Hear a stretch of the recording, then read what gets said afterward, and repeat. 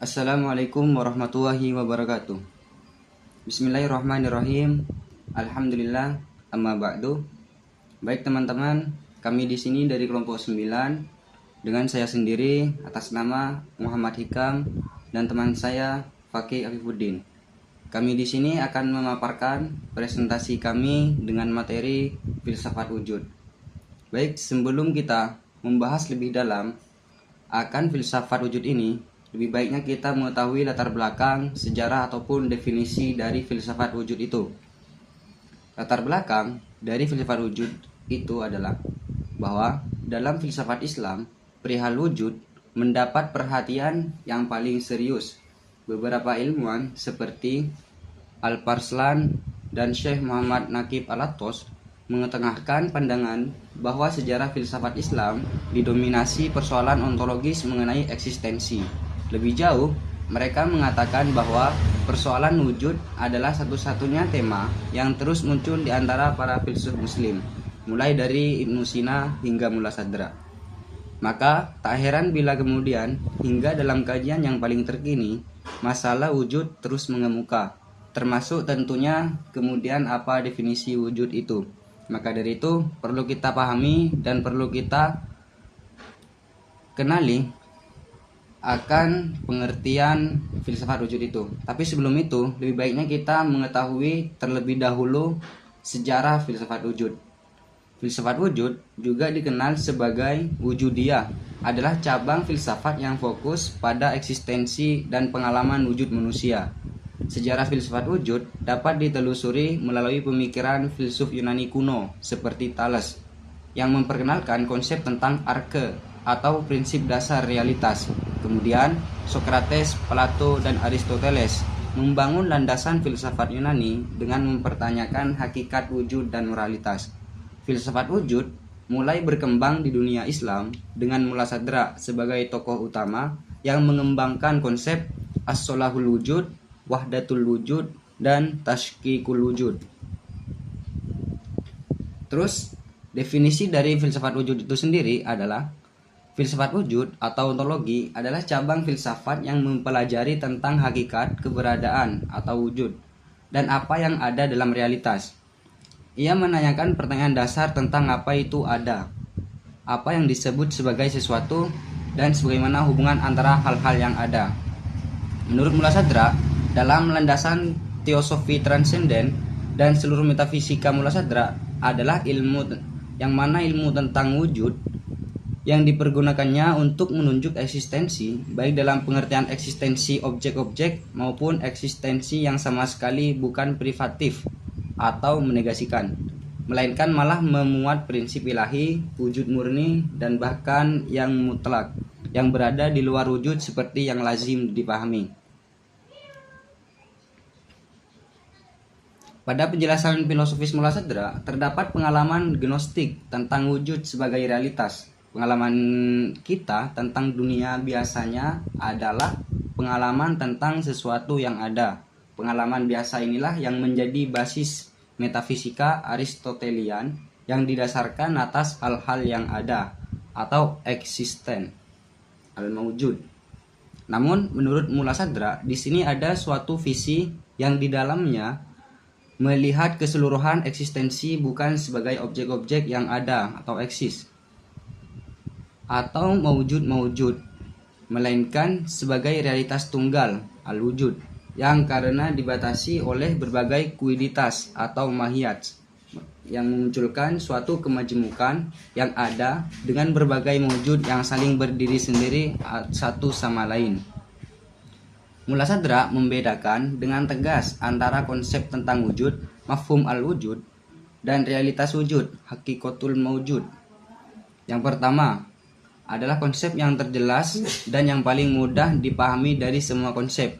Sedangkan yang kedua adalah yang terkabur dan tersulit karena ia mensyaratkan persiapan mental ekstensif dan juga penyucian jiwa agar memungkinkan intelek yang berada dalam diri seseorang berfungsi sepenuhnya tanpa selubung-selubung nafsu dan agar dapat melihat wujud sebagai realitas.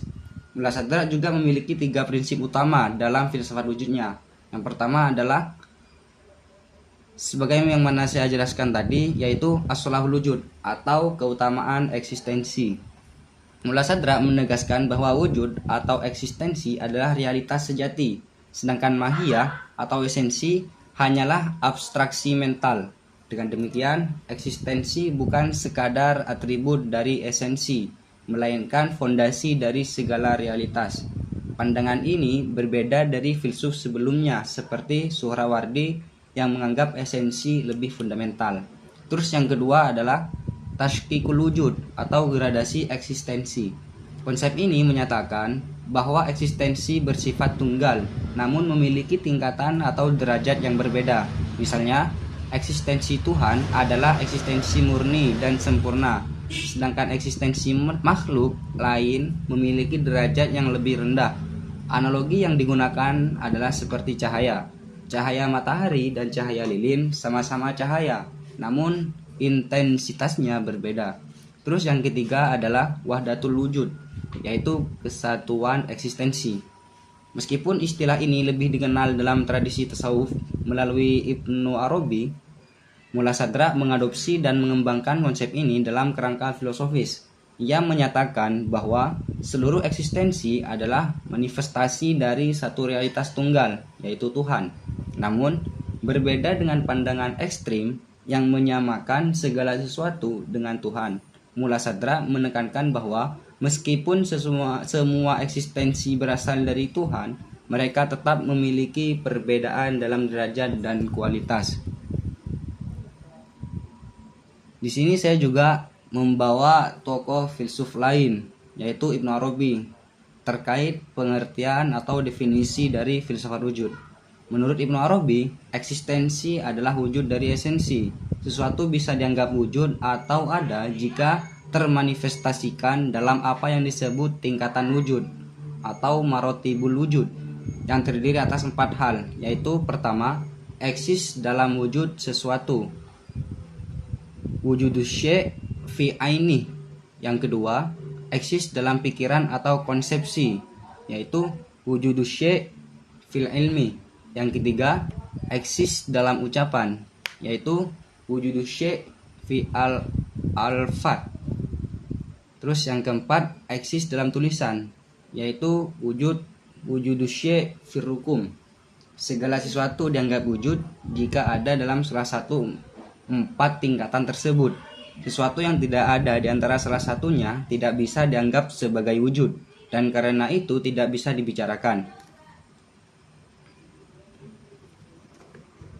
Selanjutnya, apa yang wujud itu, yang berarti punya eksistensi, dalam perspektif ontologis Ibnu Arabi, terbagi dalam 2 bagian, yaitu wujud mutlak dan wujud nisbi. Wujud mutlak adalah sesuatu yang eksis dengan dirinya sendiri dan untuk dirinya sendiri, dan itu adalah Tuhan, Allah Subhanahu wa Ta'ala. Wujud nisbi adalah sesuatu yang eksistensinya terjadi oleh dan untuk wujud yang lain, wujud bil ghair. Wujud nisbi ini terbagi dalam 2 bagian, yaitu wujud bebas dan wujud bergantung.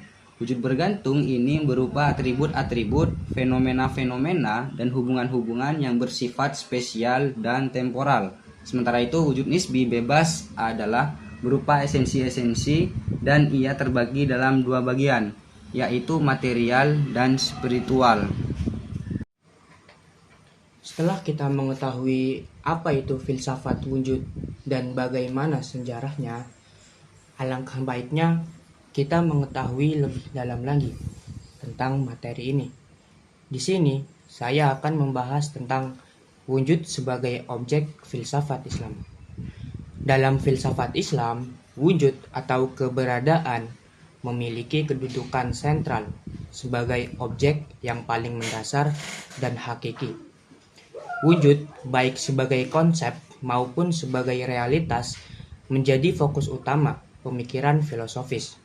Dan segala sesuatu yang ada, termasuk Tuhan, alam, dan manusia, dianggap sebagai wujud yang bergradasi dan memiliki karakteristik tertentu. Dalam konteks filsafat, wujud dipahami sebagai konsep abstrak yang merupakan dasar dari segala yang ada. Konsep ini dianggap sebagai sesuatu yang badihi atau swabukti yang dipahami secara langsung oleh pikiran tanpa perlu pembuktian. Wujud juga dipahami sebagai realitas yang mendasar bagi segala sesuatu yang ada. Segala yang ada, baik fisik maupun metafisik, dianggap sebagai wujud dalam bentuk yang berbeda-beda.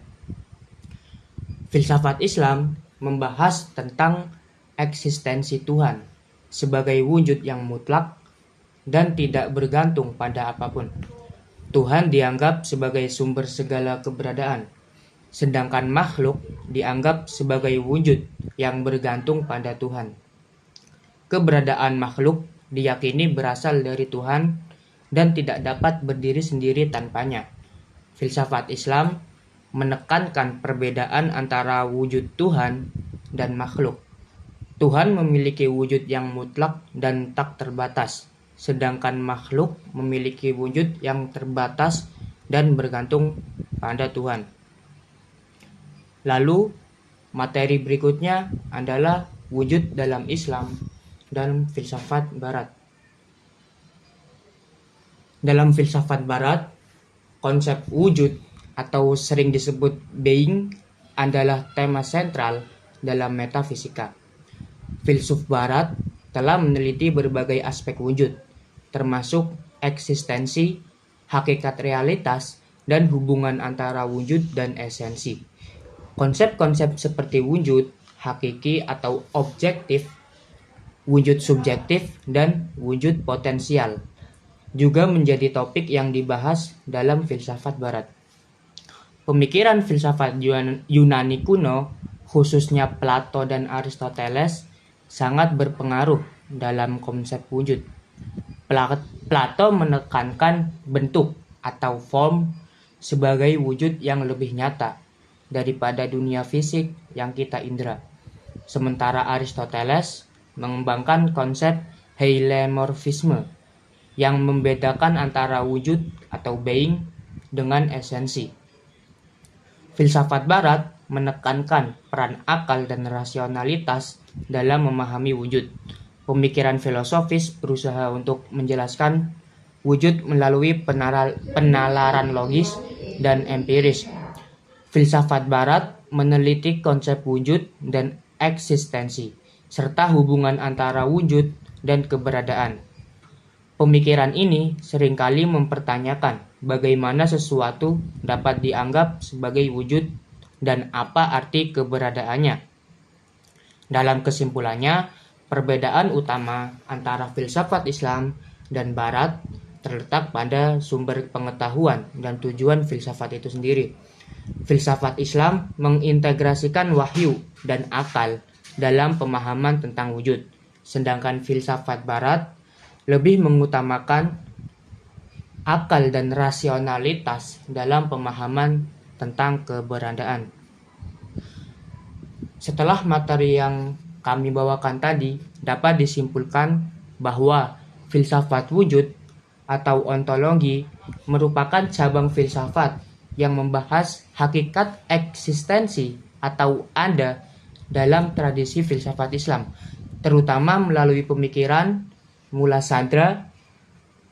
Filsafat wujud mengalami perkembangan signifikan dalam aliran yang dikenal sebagai al-hikmah al-muta'aliyah atau filsafat transendental.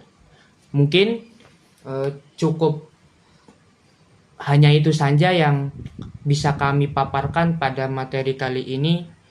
Kurang lebihnya kami mohon maaf. Wabillahi taufiq wal hidayah.